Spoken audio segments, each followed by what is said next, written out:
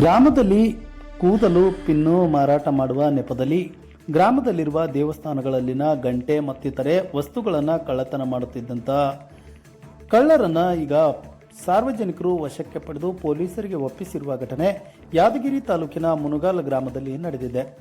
ಕಳೆದ 2 ದಿನಗಳಿಂದ ಗ್ರಾಮದಲ್ಲಿರುವಂತಹ ಹನುಮಾನ ದೇವಸ್ಥಾನ ಹಾಗೂ ರೇಣುಕಾ ದೇವಿಯ ದೇವಸ್ಥಾನದಲ್ಲಿ ಇವರು ಕಳ್ಳತನ ಮಾಡಿದ್ದಾರೆ ಎನ್ನುವ ಆರೋಪ ಈಗ ಕೇಳಿ ಬಂದಿದೆ. ಸೋಮವಾರವೂ ಕೂಡ ಮಧ್ಯಾಹ್ನದ ವೇಳೆಯಲ್ಲಿ ಗ್ರಾಮದಲ್ಲಿರುವಂತಹ ದೇವಸ್ಥಾನದಲ್ಲಿ ಕಳ್ಳತನವನ್ನು ಮಾಡಿದ್ದಾರೆ. ಈಗ ಮಂಗಳವಾರವೂ ಕೂಡ ಗ್ರಾಮದಲ್ಲಿರುವ ಬೇರೊಂದು ದೇವಸ್ಥಾನದಲ್ಲಿ ಕಳ್ಳತನವನ್ನು ಮಾಡಿ ಅಲ್ಲಿರುವಂತಹ ಗಂಟೆ ಹಾಗೂ ಆರತಿ ಸೇರಿದಂತೆ ಇತರೆ ಕಂಚಿನ ಮತ್ತು ತಾಮ್ರದ ವಸ್ತುಗಳನ್ನು ತೆಗೆದುಕೊಂಡು ಹೋಗುತ್ತಿರುವ ಸಂದರ್ಭದಲ್ಲಿ ಗ್ರಾಮಸ್ಥರ ಕೈಗೆ ಸಿಕ್ಕಿ ಬಿದ್ದಿದ್ದಾರೆ.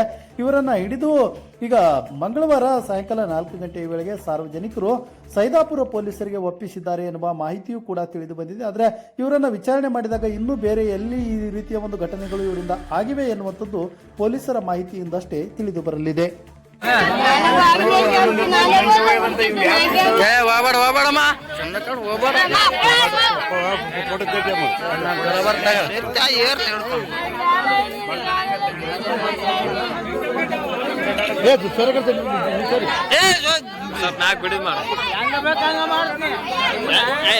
ಮಾತಾಡ್ಸೋಯ್ ನೀನು ಬಂದ್ರೆ